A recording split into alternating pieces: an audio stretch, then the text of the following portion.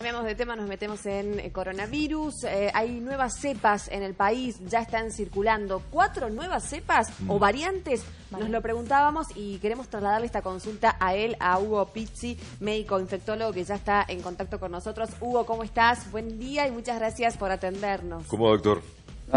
Por favor, bien, el gusto de verlos. ¿Cómo están ustedes? Bien, muy bien. Gracias por atendernos de nuevo. Doctor... No, un placer, me encanta. Nunca deben olvidarse que trabajé muchísimos años en Mendoza, tengo ahijados médicos, tengo pacientes, amigos, he dado tantas conferencias. Es mendocino ya. Yo recuerdo de San Rafael, en el Central, en infinidad de cosas. Buenísimo, gracias, doctor, bueno, por ese recuerdo. Doctor, ¿se puede hablar concretamente, porque por ahí nos encontramos con tanto titular informativo acerca de esta enfermedad que nos confunde? ¿Podemos hablar de que, como decía Majo recién en la presentación, ya hay 4 cepas distintas del coronavirus, de este SARS-CoV-2, dando vueltas en el país, circulando en nuestro territorio? Sí, no solo eso, sino que nosotros tenemos un muerto ya por la cepa inglesa que vino contaminado de México, un matrimonio, se internan los dos porque los síntomas primarios son iguales. Entonces se internan, y él muere, ella todavía está internada, pero a su vez contaminaron a 4. Por eso es tan rápido esta difuminación del virus. Ajá. Y también en la misma semana detectamos una persona que venía de Brasil con la cepa Manaus, y con la cepa Manaus contaminó a 9, o sea, por las reuniones, esa ansiedad de mostrar la foto, lo que vio, lo que había hecho, etcétera. Entonces, la falta de cuidado, o sea, yo siempre insisto con que nosotros estamos ante un gran desafío. Sí. Nadie puede negar en el país que inclusive hasta en las mesas de asesoramiento de nación, de provincia, de Perú, siempre me decían qué optimista. Siempre fui optimista. Sí. Ahora no soy tan optimista porque los últimos días tuvimos hasta 13.000 contaminados de la cepa anterior, o sea, que quiere decir que no la manejamos bien, o sea, no la pudimos dominar. Pero siempre es por el grupo de gente indiferente, ese 35% malsano. Y después, por ejemplo, porque ahora el desafío es más grande. ¿Y estas cepas son más agresivas? Ahora nos han agrandado el arco y evidentemente lo que viene es más contundente porque es más letal y además es 70 veces más infeccioso. A ver, para que la gente entienda. El virus del año pasado era un enfermo contagiaba 3. Esos 3 contagiaban a 9. ¿Qué era? Era progresión geométrica. Sí. Bueno, este es 70 veces más contagioso, lo de Manaus y lo de Inglaterra. 70 veces. ¿Puedo preguntarle, doctor, sin entrar en un terreno demasiado técnico, porque no llegamos a entender, quizá, ¿por qué se vuelve tan poderoso, digamos, tan contundente, tan letal este bicho? ¿En qué momento pasa de ser, no digo leve, pero en qué momento pasa de tener ese nivel de contagio a poder producir este otro tan notablemente poderoso? En la medicina, la historia natural de estas enfermedades son así. El virus, cuando contamina a alguien, y ese alguien que podría haber evitado la contaminación, sí. Si de pronto es una persona frágil, el virus entra y empieza a dividirse rápida y proficuamente. Eso técnicamente se llama replicación. Cuando el virus replica, puede mutar, tiene la posibilidad de mutar. Entonces ahí es donde se transforma en algo, diríamos, más agresivo, pero porque nosotros le dimos esa oportunidad. Si no se le hubiésemos dado esa oportunidad, el virus sería el mismo del año pasado. Por eso siempre insistimos, sea cuidadoso, no se contamine, pero no todos entienden esto. Mire, yo le voy a contar una anécdota que es un poco cultura general y es un poco historia de la humanidad. En el año 1947, un gran investigador contratado por la Fundación Rockefeller en los bosques de Zika, al lado del aeropuerto de Entebbe, en Uganda, descubre un virus y como estaba en el bosque de Zika, le puso el virus Zika. Sí. 1947. Recién en el año 2004 el virus hizo una mutación y empezó a matar. 2004. Y eso sucedió en la isla de Yap, en la Micronesia, en el Pacífico Sur, que era escenario de la famosa guerra entre japoneses y norteamericanos. Claro. Y de ahí pega un salto a la isla de Pascua. Estamos haciendo la clase de geografía. A la isla de Pascua, De la isla de Pascua pegó un salto a Panamá y de Panamá destruyó a Brasil y destruyó a Colombia. Hoy todavía se están viviendo los niños microcéfalos que dejó el virus del Zika. Entonces, el virus es así. El virus es impredecible. Un día a lo mejor puede desaparecer este. Hay muchos que todavía están convencidos de que este va a entrar en latencia. Ajá. Y se va a ir debilitando poco a poco y va a desaparecer. Yo creo que vamos a tener que ponerlo en la vacuna antigripal, sí, que sean las cuatro estacionales, virus estacionales de la gripe, y le vamos a tener que agregar esta porque me da la sensación de que va a estar un largo tiempo con nosotros. Doctor, después quiero que mis compañeros también puedan preguntar, tenemos muchas preguntas, pero me preocupa lo que usted nos dice y me salta este primer interrogante. Y no es por crear alarma, pero la vacuna que se nos está inoculando, entonces, ¿se quedó ya muy vieja para estas nuevas cepas, para este poder que tiene el virus actual?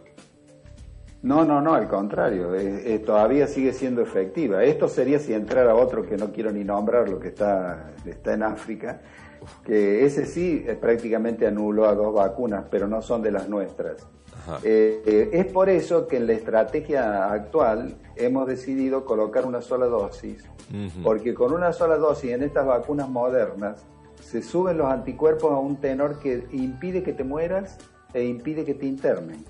Entonces, y forma muchos anticuerpos. Entonces yo puedo separar. En el caso, les voy a contar esta historia de la inglesa nada más. En el caso de AstraZeneca, mientras yo más separo en tiempo, 30, 60, 90 días, sí, más suben los anticuerpos. Eso hay 17 trabajos que lo avalan de centros de primer nivel científico. Entonces, como yo necesito cuidarme, ¿qué hago? Voy a tratar de, en vez de inmunizar con 2 dosis a 500.000 personas, inmunizo con una sola a 1 millón de personas hasta que haya una producción y dentro de los próximos 90 o 120 días le coloco la segunda dosis. Claro, pero de alguna manera el vacunado puede contagiarse, ¿verdad? Digo, una cosa que estemos vacunados no significa que no podamos enfermarnos, y está pasando también mucho, doctor, ¿y por qué cree esto? Que las personas se vuelven a contagiar 2 veces ya confirmados, inclusive se estima que algunos 3 veces ya contagiados de coronavirus. Deben estar besando bocas extrañas o intercambiando fluidos con desconocidos, porque no puede ser, o sea, evidentemente eso existe, pero lógicamente yo creo que hay que ser muy cuidadoso, pero es muy cierto lo que usted dice. Sí. O sea, yo vacunado, sí, si no tengo la precaución y la sobriedad del cuidado, yo me puedo enfermar. A mí no me va a pasar nada, tendré una gripe pasajera, pero sí puedo enfermar a otro que no tiene la vacuna y entonces a ese otro la va a pasar mal. Por eso la recomendación es, a un vacunado usted siga con las normativas sanitarias. Yo creo que hay mucha gente que esto lo entendió. Según la encuesta de la provincia de Buenos Aires, dice que el 65% de la población se cuidó el primer día y se sigue cuidando. Doctor, ¿hay alguna cepa que sea más contagiosa, más fea de alguna forma que otra, más agresiva, por ejemplo, la de Gran Bretaña respecto a las otras? No, la de esa y la de Manaus, porque yo no sé si ustedes han podido cronicar lo que está sucediendo en Paraguay y en Brasil. Tremendo. Sí. Es algo espantoso. Ayer Brasil, 3.780 muertes. Ayer, en el día de ayer, es tremendo lo que está pasando en Brasil. En un solo día registraron 3.780. La municipalidad de Manaus pide disculpas por no sacar en tiempo y forma los cadáveres de la calle. Tremendo. En Paraguay, por ejemplo, los privados, las personas solidarias, están donando sillones de living para ponerlos, por ejemplo, en la vereda o en los pasillos de los hospitales para que no estén en el suelo, sentados en el suelo los enfermos. No hay camas. En San Pablo, el gigante brasileño San Pablo, hay chicos de 22 años. Cuidado los jóvenes, está pegando mucho más a los jóvenes esto. Por ejemplo, el caso de San Pablo, no hay cama ni en los dispensarios, en ningún lugar. O sea, se están muriendo chicos de 22 años, 27, 31. O sea, es muy complicada la situación. Y no vayan a creer que Bolivia está mejor, no vayan a creer que Uruguay, para mí fue la gran sorpresa. Y de Chile ni les cuento, que los vecinos de ustedes estaban primero antes que Israel en índice de vacunación. Y fíjese usted el desastre que es ahora, o sea, han tenido que hacer toque de queda.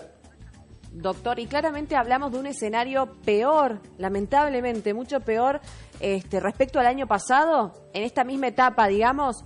usted lo adelantaba al comienzo de la nota, digo, ¿no? O sea, tenemos que saber que por allí vamos a tener un escenario igual o peor al que ya vivimos. Y claro, porque imagínate, esto es más o menos como la relación humana. Si vos no pudiste dominar o no pudiste domar o no pudiste cambiar de actitud a tu pareja, y tu pareja cada día se hace más agresivo, si yo no pude dominar el virus del año pasado, no lo pude dominar y de pronto me entran 4 actores diferentes, o sea, evidentemente algo está fallando. Yo creo, mire, les voy a contar esto porque esto es interesante. Yo creo que a la audiencia siempre le interesan las anécdotas. Nosotros caminamos, pero como son tantos los exalumnos de Córdoba, 407 años de vida, y le pregunto a todos los exalumnos, a todos los colegas de todo el país y del extranjero, ¿qué ven ustedes cuando caminan por un área peatonal? Entonces unos me dicen, bueno, hace 15 días el barbijo debajo de la nariz, siendo que la nariz es más importante que la boca, 8 días atrás el barbijo debajo del mentón, y ahora hay gente que camina sin barbijo y te desafía, porque vos lo mirás, ya ni nos animamos a decirle nada porque te contestan mal o son muy agresivos. Exacto. Pero hay una cadena comercial que está en Mendoza también, que ha tenido que disponer fuerza de venta del interior para que estén en la puerta diciéndole a la gente que no entre sin barbijo. O sea, es como que la gente ya ni siquiera le presta atención a los carteles. Sí. Es muy complicado eso, están desafiando, es un desafío medio riesgoso ese. Sí. Y esa es la principal falla, doctor. ¿Cree que nosotros realmente somos muy responsables de lo que está pasando, de esta segunda ola, tercera en algunos lugares, de esto que está pasando en Brasil, Chile, Uruguay y lo que no sabemos si va a pasar aquí? Mira, si vos tenés unos segundos, te cuento la intimidad de la Mesa de Asesoramiento Nacional a la República del Perú, a Córdoba, a La Rioja y demás. ¿Lo tienen? Sí, claro que bueno, en un primer momento, siempre a mí me decían que yo era el optimista, Era cierto, yo era muy optimista, porque yo pensaba de que íbamos a inmunizar. Si tenemos 2 millones de personas contaminadas, hay que multiplicar por 7, tenemos 14 millones con anticuerpos, hay un 65% que se porta bien. Entonces, el experto en comunicación, y esto les corresponde a usted y me gustaría saber su opinión, nos dice, ¿sabe lo que pasa, profesores? De que ustedes están errando con el tema de la comunicación. Porque no es válido el método clásico que es la prensa escrita, la televisión, la radio. Hoy en día lideran las redes. Entonces, respetuoso de la opinión de los demás, entonces yo pedí que por favor me trajeran un experto en redes. Me trajeron el experto en redes. Ahora yo les puedo asegurar, muchachos y chicas, que yo no vi ninguna diferencia. Porque se trabajó muy bien en eso, se usaron las redes universitarias, redes en general, provinciales, nacionales. Yo no vi mucha diferencia. Ahí donde me gustaría saber su opinión. Entonces yo ya he llegado a pensar que lo único que nos queda por apelar a esta gente, si es que realmente tiene algo de cultura o de educación, es a la famosa brisa del pensamiento que decían los filósofos griegos. Los filósofos griegos hablaban siempre que la brisa del pensamiento era cuando el ser humano se ensimismaba y tenía el discernimiento de la situación en su cabeza. Entonces decía, esto es malo, esto es bueno, esto es trágico, esto no es trágico, esto es agradable, esto es desagradable. Es lo único que nos queda. Ese 35% nunca, jamás nos dio una mano, pero el daño que nos hizo es un daño irreparable. Es importantísimo lo que está diciéndonos, doctor, y juro que en este minuto, me parece, por lo menos es lo que siento yo, nos ha hecho reflexionar un montón. Una última cosa, doctor, cortita, porque tenemos un contacto importante con Casa de Gobierno. ¿Este virus se ha vuelto más resistente en cualquier superficie también? En general, nosotros sabemos que en la superficie puede ser de que haya contaminación, por eso indicamos que cuando todo está cerrado hay que limpiar puertas, ventanas, picaportes, mesas. Es lo que se hace en el protocolo cuando se abre o cuando pasa de un grado a otro en una escuela. Y hay una cosa que todo el mundo dice, no le presten más atención ni al calzado, ni a la fruta, ni a la verdura. Mire, hay un paradigma en el mundo científico. Cuando usted aprendió algo que es bueno para su salud y su higiene, no dé un paso atrás. Si usted lava verdura y fruta, siga lavándolas. Okay. Importante consejo. Doctor, muchísimas gracias por recibirnos. Hugo Pizzi, un placer como siempre. Un placer, gracias, doctor. Hasta pronto, un saludo Gracias. cariñoso para toda Mendoza. Gracias. Gracias.